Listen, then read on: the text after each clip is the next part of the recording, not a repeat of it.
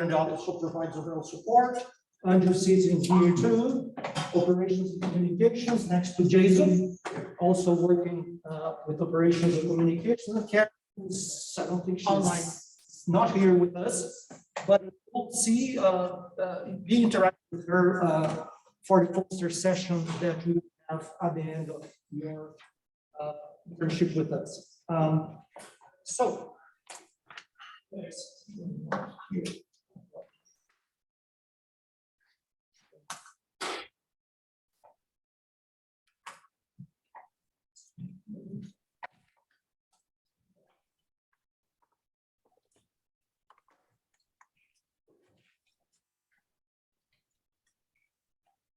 so if you go to the lbl.gov, you're going to see something like this, right? So there are two important places that you can go to.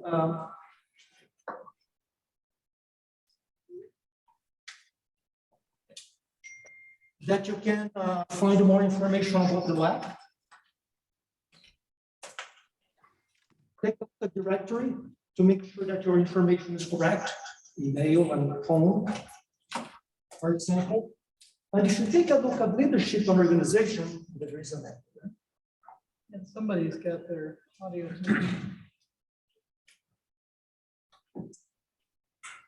No, yes, it's muted. That's you. Mine is muted. No.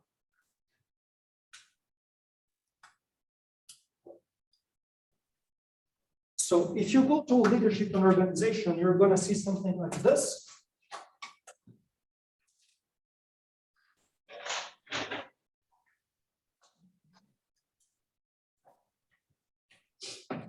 This is your chart that we have for the lab, and then there are basically 6 main research areas here: biosciences, computing sciences, earth and environmental sciences, energy sciences, energy technologies, and physical sciences. If you are here in this room, it's very likely that you are working in one of these 4 divisions in this CS, computing sciences area, focus area of the lab. Computational research, I'm going to make this a little bit bigger. This is bigger view. So computational research, David Brown is the director, Nurse Sudip Dosanjh is the director, scientific network, Inder Monga is the director, scientific data, Deb Agarwal, we sit right here, is the acting director. So, all right. Interim, acting, Interim, whatever you want to call it. So what are the goals and benefits of the CS area summer program? Usually have more than 100 faculty and students joining us per year. I don't remember how many we have this year, but I think we're not that far. So participants get to know each other, right? Instead of working individually, I think with this program, you guys will have an opportunity to interact with each other. It's an excellent opportunity to network with the staff. There is a Slack channel that here it is. So you can basically, that's the address to the invite, a short link to the invite that you can join. So again, you can exchange ideas about your assignments, and where you'll have an opportunity to be exposed to many career areas. And assures the participants work at all the 4 divisions under the CSR is represented: applied mathematics, NERDS, ESCNet, and SciData. And we have weekly events, talks, classes. You have an opportunity to meet with staff as well, postdocs and or senior staff in these events. So if you go to, this is the short link again, CSASP 2022 or CS Area Summer Program 2022. So this is the list of events that we have put together for you. Actually, we have missed 1 or 2. We try to have this represented here, but still. What is important, there are different events here, seminars, classes. For example, this week, next week, we're going to have a crash course in supercomputing, right? I think I would encourage you to join that class. That's going to be presented by Rebecca Hartman. We are going to have 2 virtual tours.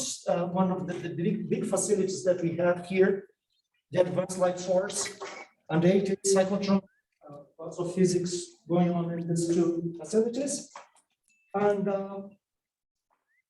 again, so I, will encourage you to please plan to attend as many events as possible, because I think these presentations are going to give you a very good idea of the kind of research that we do here in the CSR. And also, your feedback is more than welcome, because this helps us improve the program in the future. One thing I'd like to call your attention to is these 2 events here. So next week, we are going to have a presentation by Jonathan Carter, who is one of our associate lab directors. He has put together some very nice material how to design and present a poster. Right? People may, well, poster is not that important, or actually it's very important. I think in a number of conferences these days, poster is part of the conference program. This is going to pave the way. Jonathan's presentation is going to pave the way for the closure of the your summer with us here at the lab. So he's going to give you lots of ideas, hints for you to how to prepare a poster, how to prepare and present a poster. We'll be sending out more information about this at the poster session at the end of the summer. Just to give you an idea, in previous years, the people, participants in the program, they have done an impressive job in presenting, putting together posters and presenting. This is just to have a, just pick this 4 here, beautiful posters.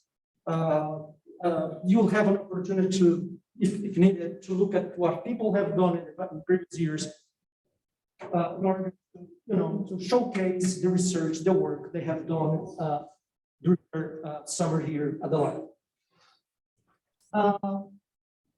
The next 2 events this week here, we are going to have presentation by Rebecca. She's works with nurse somewhere, maybe upstairs. And she's going to talk about NERSC, scientific discovery through computation. She's going to tell what NERSC is about, the big computers that we have here, and how computers are used to perform, calculations, simulations, and many different areas. In the afternoon, Thursday, Helen is going to give you an introduction to NERSC resources. I think a number of you are not using NERSC resources yet, likely are going to be using NERSC resources. So Helen is going to tell you how to log, what's available on NERSC platforms. So with that, Deb Agarwal is going to give you an overview of LBL's computer sciences. Okay, and Jason, did you want to, before I start? Yeah. And that is then, oops, you can say what you are. Yeah, I'm happy to do that. Yes. Thank you. Am I telling who they are? No.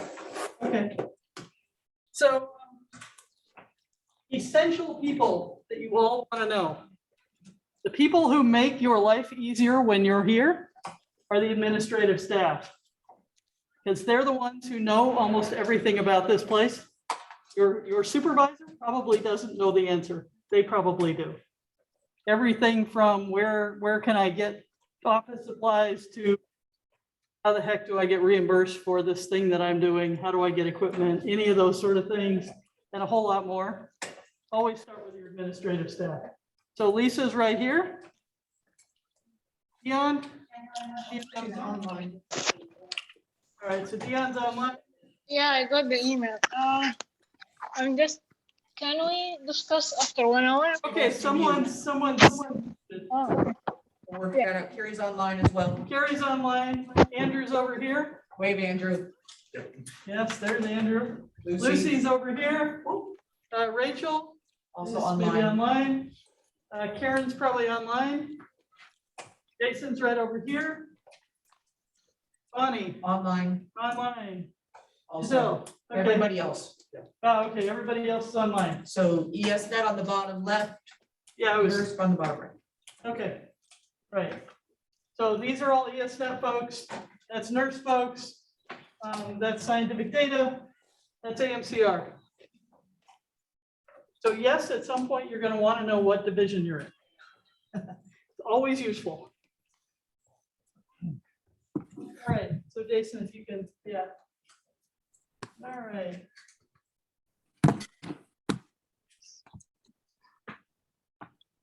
All right, so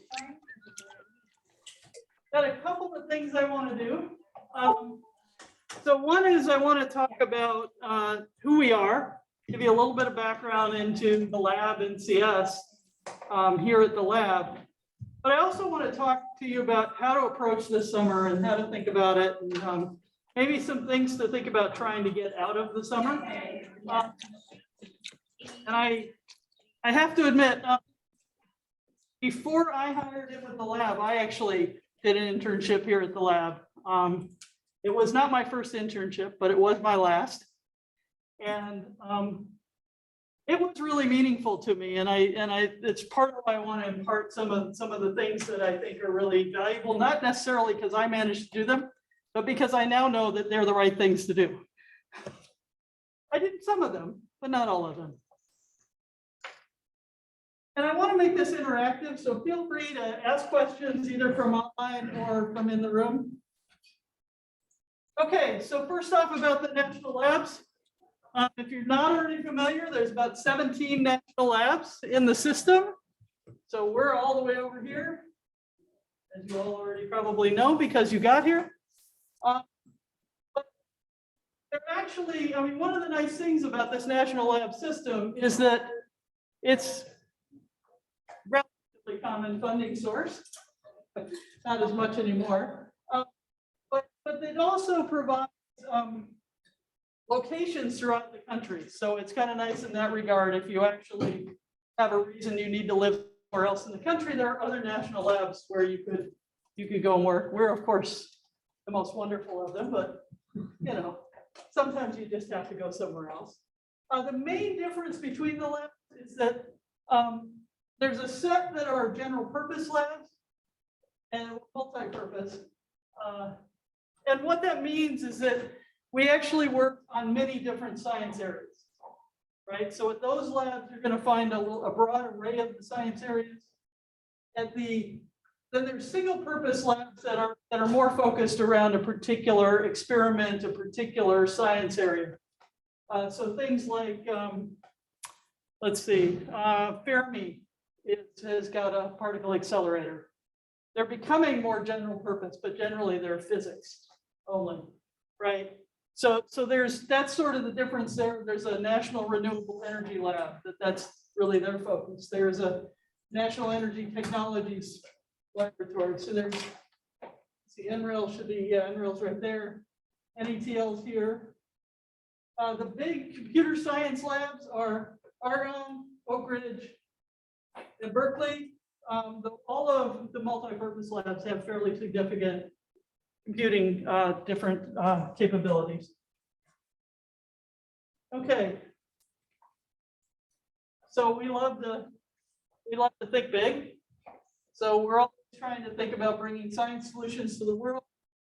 You know, you're going to work on some specific problem, but when you look across the lab, you're going to see that as you bring together all the areas and projects that we have, they really are going after these major problems, like trying to figure out what's going on with climate change, trying to understand what's the next energy storage technology that we need, a whole range of different things, you know, everything from materials to energy questions, to biology questions, to earth science questions. It's a really broad mix. And so that gives you a little bit of an idea of what we do. And we also try to train the next generation of scientists. You all are part of that. And we have a fair number of scientific facilities. So you already heard a little bit about them. You know, Perlmutter's our current biggest supercomputer. This is the building you're in. So actually, I don't have them labeled anymore, but that's the advanced light source. And that's the National Center for Electron Microscopy, and that's the advanced light source as well inside. I'm not sure what that one was representing. Sorry about that. I used to have labels on those. So a little bit of history of what when we started. Because this is really important to the way we operate, is that in the 1930s, Ernest Orlando Lawrence was down on campus. He was working on building these cyclotrons, right? And at first they were tiny, right? I mean, there's one up in building 50 in the lab. I don't know if it's still there. Maybe there's just pictures of it, but it's like this big, right? The early ones were tiny. He could just do them in his lab. It was fine. But by the 30s, he was starting to build bigger and bigger ones. And so he needed a whole team of people. He needed mechanical engineers. He needed physicists. He needed a whole range, mathematicians, computers, as they were called at that point, because they weren't actual computers, they were people. But basically, he needed a whole team of multidisciplinary people. And so then he started making a plea to Congress and said, look, you know, we need to be able to have this ability as a nation to do these multidisciplinary things that can allow us to do this kind of big science. And he eventually got them to agree. And at first, the lab was down on campus. It was called the Radiation Lab, or the RAD Lab.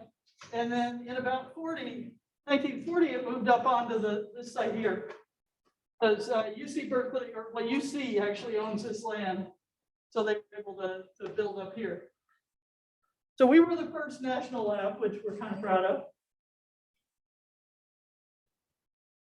So in case you couldn't read the numbers, this is the latest numbers from off the website. Kind of cool. We've had 14 Nobel Prizes here. There's a lot of people normally.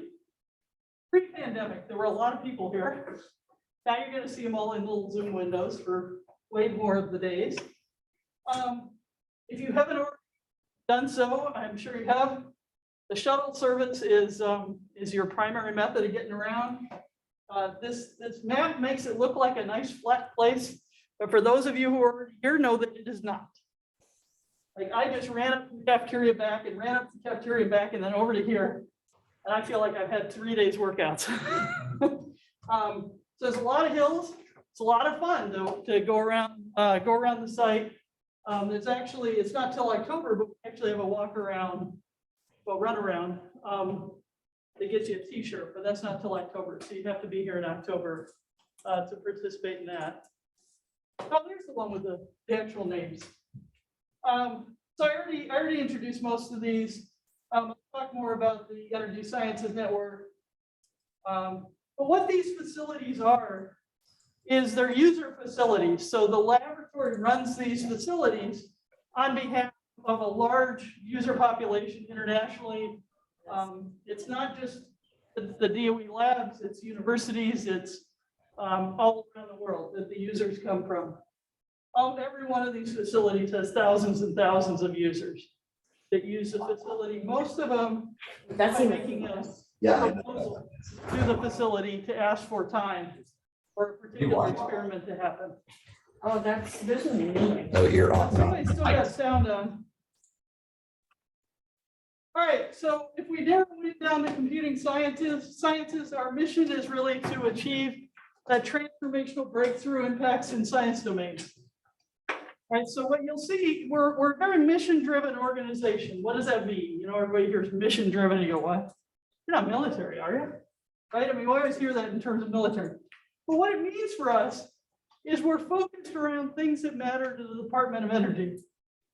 Now, when I first came here, I thought, well, it's Department of Energy, all it is energy, right? No, in fact, it's the whole broad range of the sciences and energy. So, you know, as computing, it's not by definition a computing mission organization. So for the most part, what you'll see in our mission is it's about applying computing to enable scientific breakthroughs. Now, that doesn't mean we don't do CS research. But that CS research is always in terms of enabling something in terms of a scientific breakthrough. So discovery of methods, making them broadly accessible, transformational breakthroughs are really what we're about doing. But again, what you see is it's always in terms of the science. So Osni already showed you the chart, but this gives you some pictures of some of the people. So Sudeep is the head of NERSC. Inder is the head of ESNet. That's me, that's David Brown.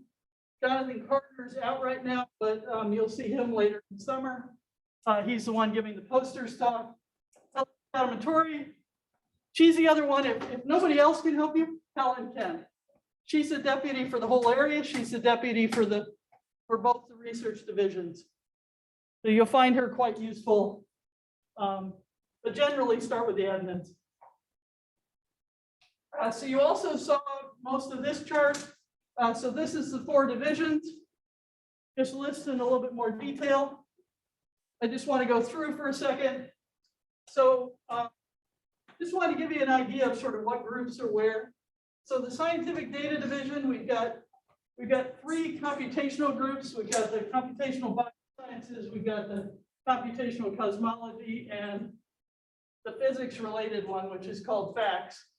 And then we've got also scientific data management, usable software systems, and integrated data frameworks, and machine learning and analytics.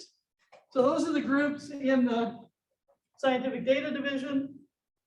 The applied math and computational research, which many of you are in, is actually organized as departments. So the groups are down under there, and I'm not going to show them. We've got the computer science department, the applied math, and the computational science. So that way, when you hear these names, you'll kind of at least have some clue that maybe they're part of this organization. I know it's going to be a lot of information, so you're not necessarily going to remember it right now. So NERSC also has some departments. There are computing and data services, their systems, and their high performance computing. Same with scientific networking. And I'll talk a little bit more about those. Was there a question online? Okay. No, I was just letting people know to type them in the chat if they have questions. Okay, great. So there's also 2 centers that are kind of both organized inside the structure and pulled out. And that's because they're highly visible externally. So we actually pull them out as centers.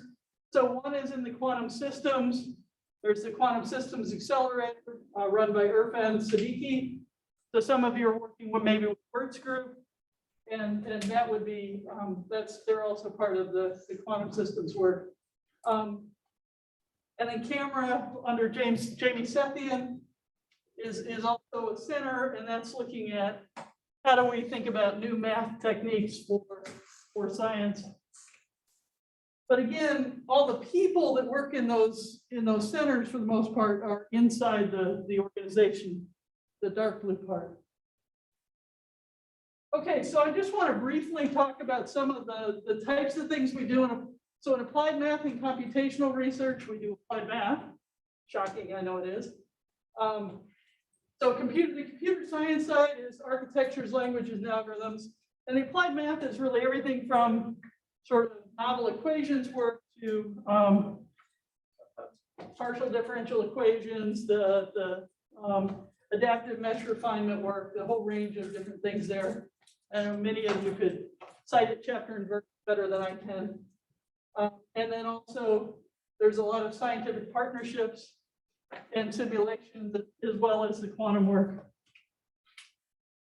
Scientific data, we're about the data science, analytics, and machine learning, the computer science, software solutions part of it, and the partnerships as well around data lifecycle. I'm going to go a little bit faster through those because you're going to learn more about that over the course of the summer. So NERSC you're going to learn a lot more about, but just in case you haven't already learned a little bit about, so this is our supercomputing center. It's just downstairs. Okay, most of the people for NERSC live upstairs. The machine itself is downstairs. At some point, you'll either get a virtual or real tour of the facility. But this is one of these user facilities where, on the order of 8,000 scientists use this facility, right? And that's all these proposals that they put in, and then you get granted time, and then they use it for generally for very large scale simulations or large scale pipeline, data processing pipeline, things like that. So you'll get a lot of exposure to that over the summer. I highly recommend it. So ESNet, what is ESNet? Usually you think of networking as sort of being the thing that you don't worry about. Hope it works. In our case, ESNet is something much more than that. They're actually, they're actually figuring out what the next generation networking is going to look like around the country, for both wide area links and for local area links. They've come up with some really key elements like the DMZ here was really a major innovation for universities and labs, because what it did, when you think about networking, right, your packet has to travel from wherever you are to wherever it's got to go. And the problem is usually it's your end node and that end node that have the biggest problems with giving you the bandwidth you need to get it there. So everything moves slowly. What the DMZ is basically building a data hub at the edge of each site such that it could cache the data, because if you're only trying to get a short distance, you can do a lot better even with a bad speed. And so then the DMZ sends it across the wide area, right? And that dramatically improved our data transfer speed by having that sort of capability. They've also been working on a quantum networking testbed. They've been working on terabyte, data streams and what that looks like in petabyte data streams. I don't know. Are any of you working with ESNet this summer? You working with Miriam this summer? No. Okay. Okay, and yeah, the other point is that ESNet connects us to all the university networks, all the international networks as well, for all the experiments.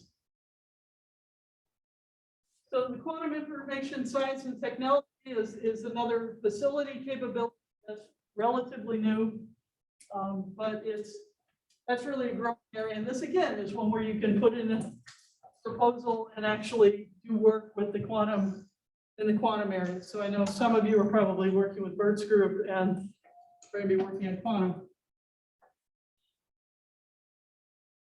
So where are we going?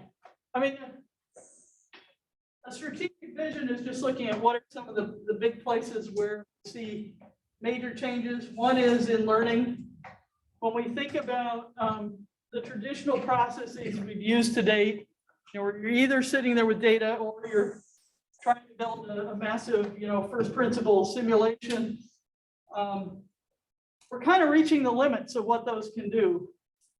And thinking about how learning can come into this process and take cases where we don't actually have the ability to build a first principles model because we don't know what's there. Cases where the first principles model runs so slowly that it takes you years and years to run any simulation. There's all these different cases where bringing in learning and trying to understand how we can bring new approaches to coupling together things, particularly across scales. What that starts to look like. The Beyond More work is more broad than just thinking about quantum. It's thinking about neuromorphic. It's thinking about just the new hardwares that are coming in computing. Super facility is a word you'll hear occasionally here. And that's really thinking about, we've got all these big facilities around the Department of Energy that are generating massive amounts of data. Just years ago, they were generating modest amounts of data. And so they did all their computing nearby, or they just put it onto a disk and sent somebody off with, to do the analysis somewhere else. At the sizes of images that they're taking now and the resolutions and the speed with which they need the turnaround, that's no longer possible.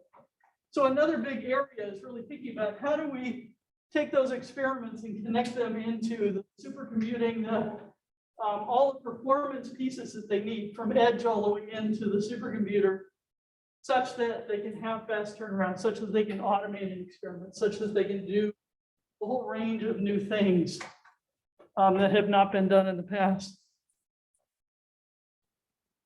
All right.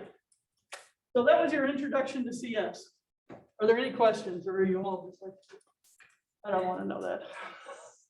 I mean, I know my first day I was like, really, you're gonna tell me all that now? I don't even know who you are. So now I'm going to talk to you a little bit more about how to think about your summer, how to think about your internship. I'm sure some of you have been on several internships and you're going, yeah. But it still serves as a good reminder. So when you start this summer out, which is now, what you really want to do is work with your supervisor to define some clear goals of what you're trying to achieve for the summer. And you're going to come in and you're going to have gotten some vague set of instructions about what you're going to start doing. And you're thinking, okay, that's enough. I'll find out 2 weeks what I'm supposed to do next. The problem with that process is that you get to about 8 weeks in, you're going, okay, but what's the end? What am I doing? If you get a clear view of where you're going from beginning to end of the summer and what you're intending to go after, you can think about it in a whole different way. You can also think about what's my best path to that end? How can I help to make sure that this is a successful summer, right? So get involved with thinking about what your goals are and getting so that you know them. Okay. It can be a little intimidating when you're somewhere where, you've got a lot of professionals who've been doing this stuff for a long time. Some of you are already PhD students, some of you are undergrads.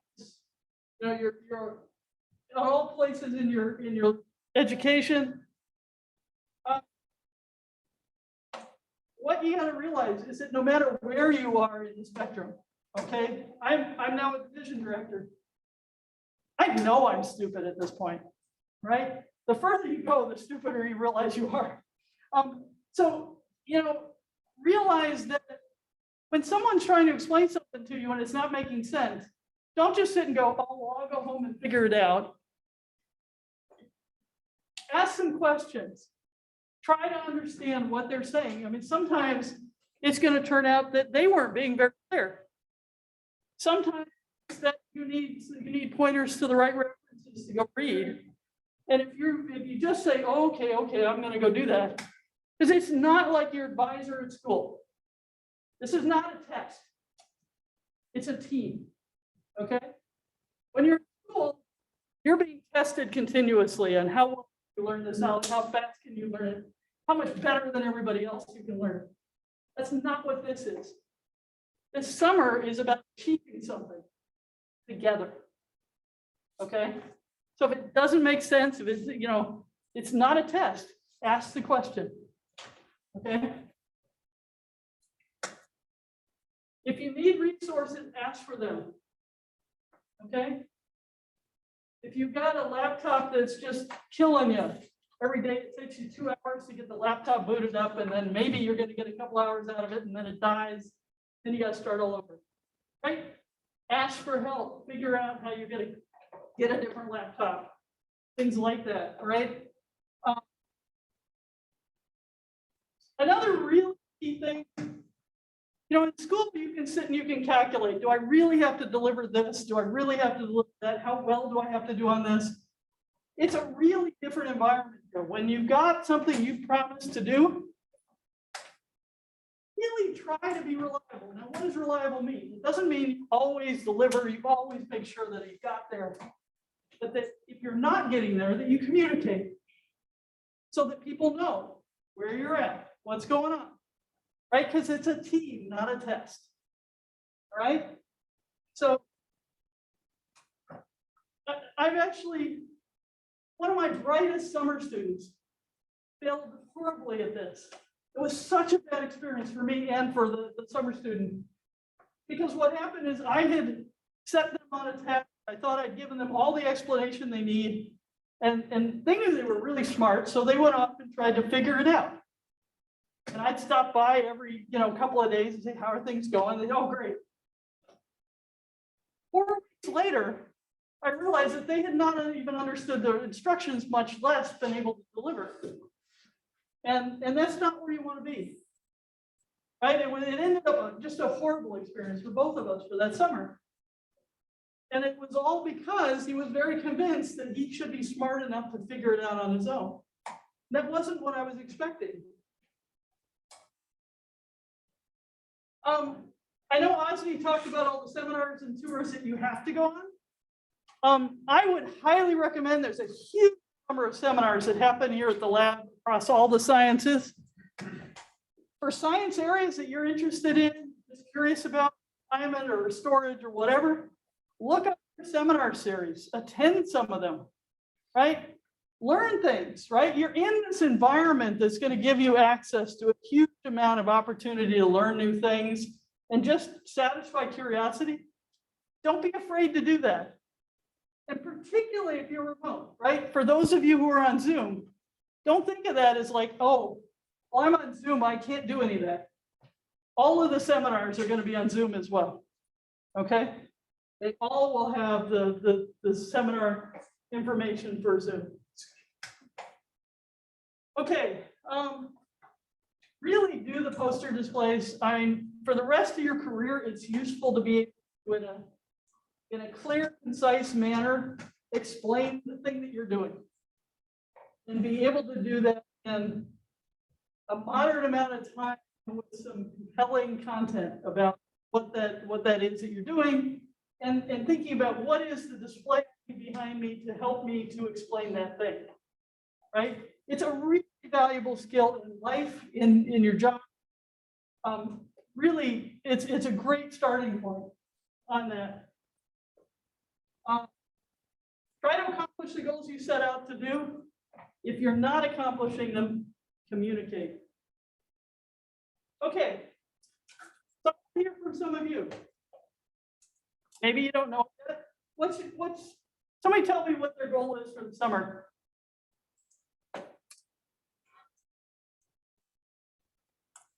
Don't be shy. You're here. You must have a goal. It can be anything. I want to see San Francisco. Honestly, that was one of my goals. Yeah. I would like to tour the light source building. Okay. And a realistic goal, I want to understand at a more fundamental level, like how Perlmutter is structured, conducive to software applications. Like how Awesome. to optimize things specific to that. Okay. Anybody else? I know that one was a little intimidating. Okay. Honestly, I mean, one of my major goals was just to see what it would be like to work at a national lab, right? Just get the experience of what the environment is like, what people are like, all of that. Excellent. I want to try to optimize an algorithm with some experimental math. Excellent. I wanted to see San Francisco.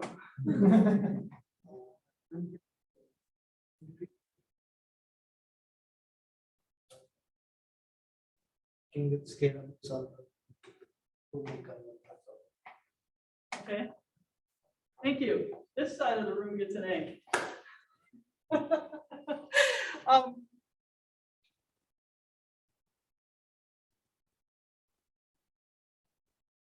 So now let's get to my side of the thing. One fun thing that you hope to do this summer. Come on, if you say it, you might find somebody else to go do it with you. I want to go see the sequoias. They're awesome. Just go to Alcatraz and then not get attacked by the turkeys here is my goal. Big goal for the summer. Don't go at them when they really colorful, because that's when they're in breeding There's season. like 15 on my walk. I just see so many anyway. Generally, they'll leave you alone. I know that in my mind, but I don't feel that way. I think they'll just attack you. And Alcatraz is totally worth doing. I know it looks like really it's just a rock, but it is so cool to be standing out in the middle of the ocean on that rock and learning. It's a cool tour. I actually love that. I've gone many times. Reserve in advance. Because in the summer, they're pretty booked up usually. take ballet classes in San Francisco. But what? Ballet classes. I like ballet. Oh, cool. Very cool. They have good classes in San Francisco. Awesome. Yeah, no, sorry, I was just having trouble hearing you through your mask. No, that's awesome. See, we already got 2 people who figured out they have a mutual interest. Okay, this side of the room has to have something fun they want to do this summer. I mean, I'm going on vacation at some point. All right, Andrew. Disneyland. Disneyland, all right, cool. Okay, still in shock.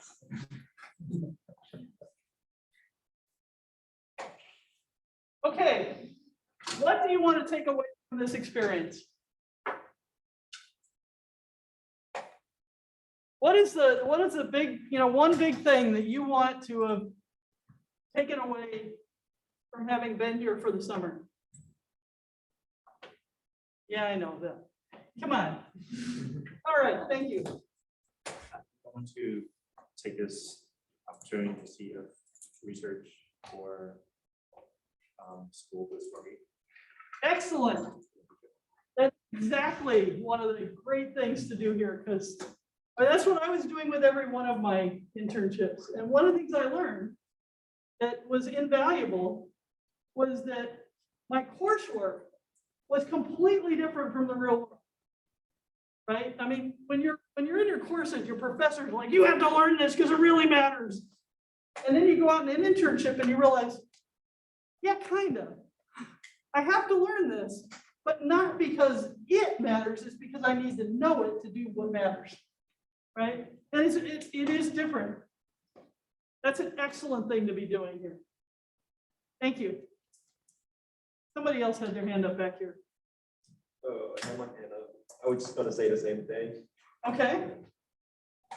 Excellent answers. See, they came in late, but they have the best answers.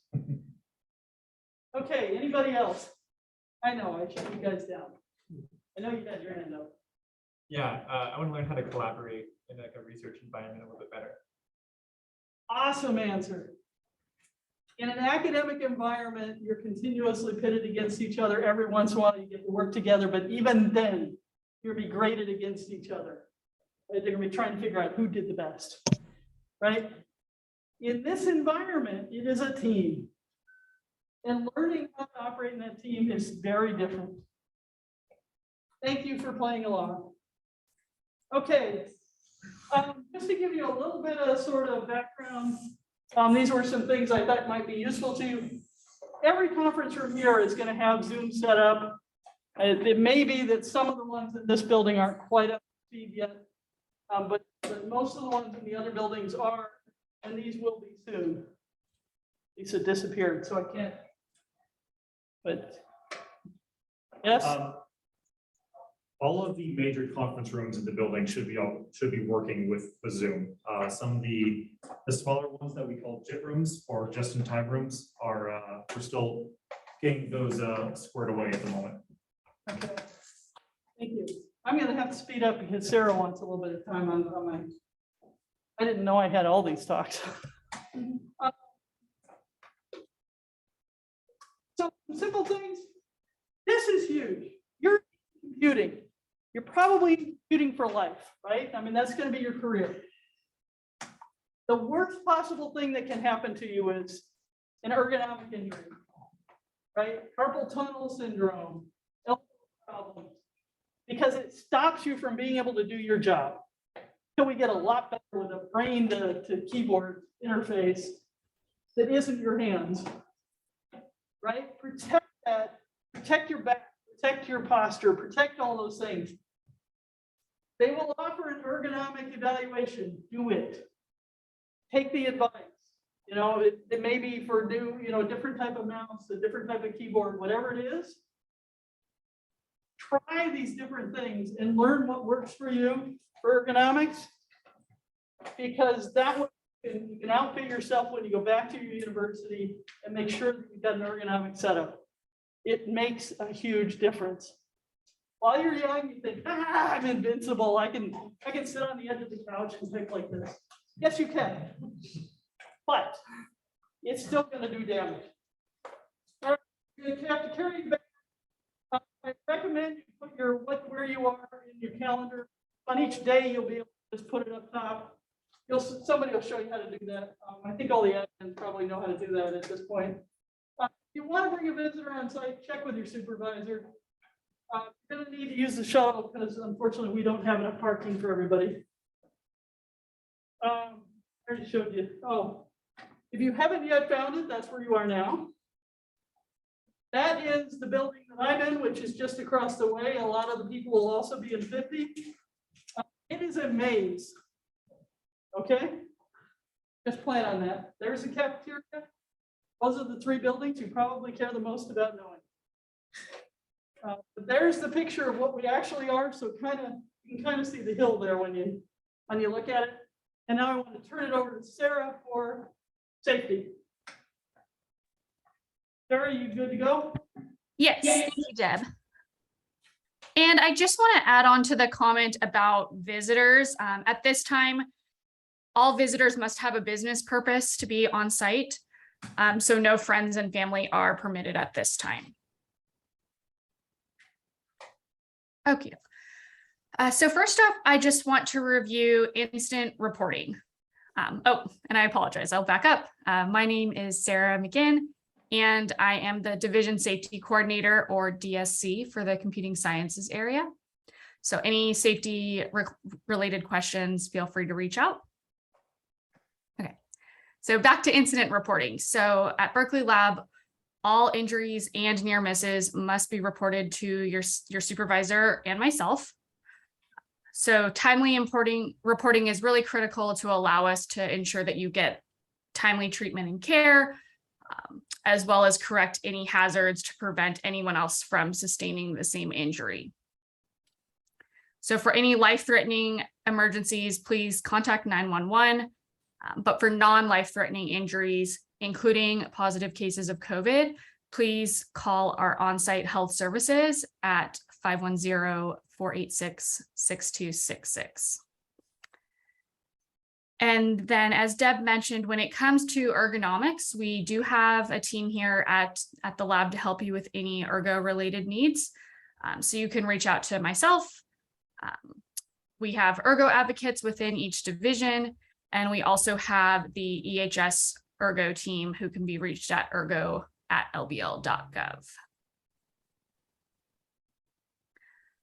So just to emphasize for COVID-19, so if you have symptoms, if you've tested positive, or if you come in contact with someone who either has or may have COVID, in all three instances, please don't come on site. Contact health services for further guidance. These calls are all confidential, and they will advise next steps based on the specifics of your situation.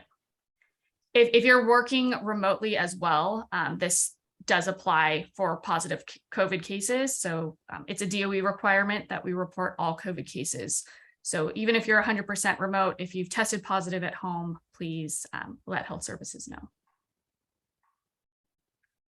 Okay, so next up, given that we're in the summer months and the lab has many fire-related hazards, we want to just take the time to be mindful of practices in the event of a fire.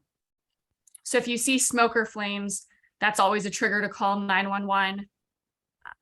We have multiple options from a landline, so you can do just regular old 911, 7911, or 9911, and all will reach the dispatcher. And if you're calling from a landline, your room number will be relayed from that landline. But if you're outside, if you're not near a landline and the cell phone is the quickest option, please use that route. And at the lab, you can either dial 911 or 510-486-7911. And then next up, even if you see evidence that a fire took place but isn't active, please report those cases as well so that we can determine if any actions need to be taken. So this could be in the case of evidence of an electrical fire, scorched cords, anything like that, please report those cases to your supervisor and myself, and we will take necessary actions from there with the electrical safety team. Oh, did I go too? Oh, I think, yeah, okay. Okay, so still on the topic of wildfire prevention, smoking at the lab is permitted, but we have designated areas to do so. So there is a link. Will everyone have access to these slides, Deb? Yeah, I think so. Yes. Okay. Okay, so I've included some links in here. There is an interactive map to show you where you can smoke on site. And these areas are the proper distance from building entrances, and they are also staged with receptacles to dispose of your cigarette butts. So it's important to fully extinguish your cigarette before disposing of it in these receptacles. Do not dispose of cigarettes in the dry brush, in any trash cans, outside of building entrances, trash cans in restrooms, no smoking in restrooms, no disposing of cigarettes in the wooden fence posts. These are all real incidents that have taken place and been close calls at the lab. Okay, so next step, COVID-19. So you are required to complete a weekly symptom check. This is just via a Google form. The week resets on Sunday. So if you're coming on site on a Tuesday, complete the form either Sunday or Monday of that week prior to your arrival. If you're coming on site, there is a WPC activity specific to on-site work during COVID. I will go into more on WPC in some of the later slides. And then there's also the LBL 12 online training course.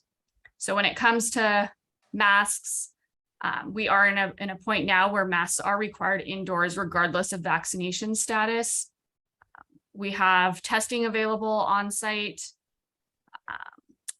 And in regards to testing and social distancing, these requirements do change based on if you fall under protocol A or B, which should have been identified to you during the kind of initial onboarding stage.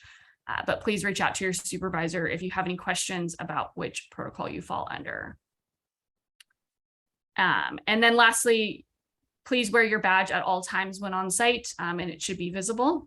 You will need it to get on site as well as to get into the buildings that you'll be working within. Okay, so at Berkeley Lab and across the whole DOE network, we perform safety work under what's called ISM, or Integrated Safety Management. So your badge will have this graphic on the back summarizing ISM.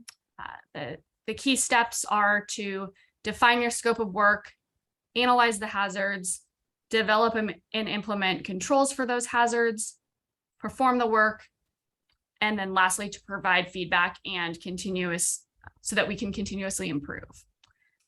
So we have this helpful checklist to just ask yourself, what will you be doing? Do you know what the hazards are? Do you have everything you need to complete your job safely? Are you actually doing the job safely? And what can we do better? So as Deb mentioned in her talks, if you have a question, please ask. We don't expect you to know everything right off the bat. And especially with things such as COVID, the policies are changing quite frequently. So please don't hesitate to reach out and ask if you have any questions about the best path forward to safely complete your work.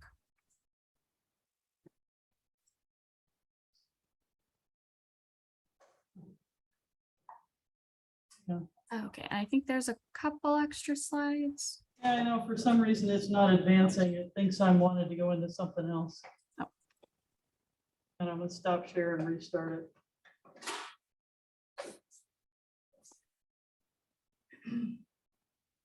That should work. All right, now let's see. Okay. Okay, thank you. So So WPC, also known as work planning control, is one of the tools that we have at the lab to ensure that we're all following ISM. So the main goals of the WPC system are to ensure that we're identifying our hazards, analyzing them, and developing controls for them, ensuring that workers are trained and authorized prior to performing work. And then lastly, all authorizations are just combined into one single program. So we have kind of a one-stop shop to see what work you're authorized to perform. And the other safety system you'll hear us refer to is Berkeley Lab Training, or BLT. This training platform houses all courses. So there are certain courses that are required from an institutional level. So BLT is your kind of one-stop shop for all of your training courses. So this will include trainings triggered by WPC, as well as the lab as a whole. And I have been updating your WPC profiles as your hire dates approach. But if anyone has no idea what WPC is, you haven't received any emails, please let me know. And I can offer further guidance. If you are coming on site, you should have at a minimum a WPC activity for ergonomics to authorize your computer work and on-site work during COVID, given that we are still in the pandemic. And if you are remote, this still applies to you. You will have the one ergonomics activity, and your ISM world will essentially be centered around ergonomics and safe working while on the computer. Okay, thanks, Sarah. I think if you have questions for Sarah, put them in the chat since she's online. Though some of you don't have computers. All right, does anybody have questions in the room? Oh, I see this one question on, is ISM mandatory for remote interns? So yes, ISM is still mandatory even if you are working remote. So if you, let's say as an example, you're working at home, you're working directly off your laptop, you have no external mouse or keyboard, you're working on the edge of your bed, over time that is going to add up and put unnecessary strain on your body. So we ask that you please reach out so we can help get you some peripherals and give you some suggestions to work more safely at home. Okay. So I have some other advice. You might have to review some of it later, but try to have a tangible product from your summer, because it's something you'll be able to put on your resume. That's one of the other things you want. Something you can put on your resume that you can sort of point to in the future. That's useful to you in every job interview you do, every school you try to get into, all the things that you do. So think with your supervisor about what's a tangible product you could have. Try to give at least one talk, even if it's just for your local research group. That's great experience. Learn about the different jobs. What are the different job categories? I'm going to ask people that you're working with, what is your job? What are you in the system? How does it work? Make sure that somebody, your supervisor, one of your coworkers, somebody knows you well enough that you could get a reference from them. You need those in the future. And it's a great thing to have from lots of different places. You don't want them all to be from one place. So try to have that there's somebody here at the lab that knows you well enough that you could ask them to be a reference and they would do it. Meet as many people as you can, right? Just reach out and say, hey, can I have a 15-30-minute Zoom, because I want to ask you questions. Before you do that, learn a little bit about their research, look them up on the web, look up what they're doing, read a paper, be curious about their work. Everybody's doing some stuff that they love doing, right? So they love talking about it. So if you're scared to get somebody talking, if there's somebody you look at and go, God, I'd love to meet them. Ask them about your research, know something about it, seem like you care. Believe me, They'll talk to you.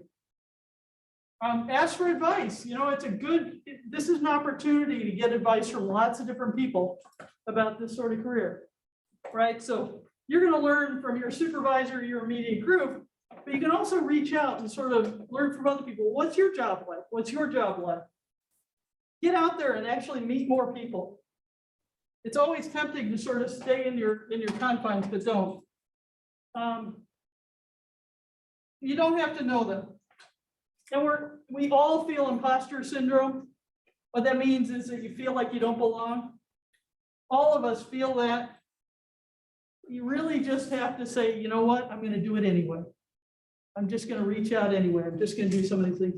I've got somebody I've been mentoring for now like 6 years that came as a summer intern, and one day he said, hey, Deb, are you willing to have lunch with me? And we had lunch, and ever since I've been a mentor for that person, right? I mean, it's that easy. Not everybody's going to turn into a mentor for the long term, but you'll learn something about it. Okay, this is the last slide. You're going to want to look back at it. In case you need something to like give you something to do when you have a spare hour or something, I thought of a couple of things that I think are fun facts about the lab, or fun facts, fun weird things. And in particular, like the botanical gardens, you have a badge. Once you have a badge, you can get in free to the botanical gardens. They're just out the far gate, right? So there's a ton of different little things that you could find out. It's fun to explore the site. There's a ton of stairways all over the lab. Apologies to all the remote people. They're not going to be able to do this. It's kind of fun to go see if you can find all the stairways. There's hundreds of them. So anyway, these were just some ideas of things. If anybody feels so inclined to complete this, I will buy them a Berkeley Lab mug. And there is a place where you can get Berkeley Lab gear, but you're going to figure it out. I'm not going to tell you. Okay, thank you all. We're past time, so I'm going to have to run because I've got another meeting. Sorry about that. I didn't realize how many other talks there were. But have a great summer. And if you want to meet with me, contact Jason, find a time. And there are donuts. There aren't enough for all of you, so you're going to have to probably split them. But there are donuts. Sorry about that. I didn't actually get a count of how many students before I bought the donuts.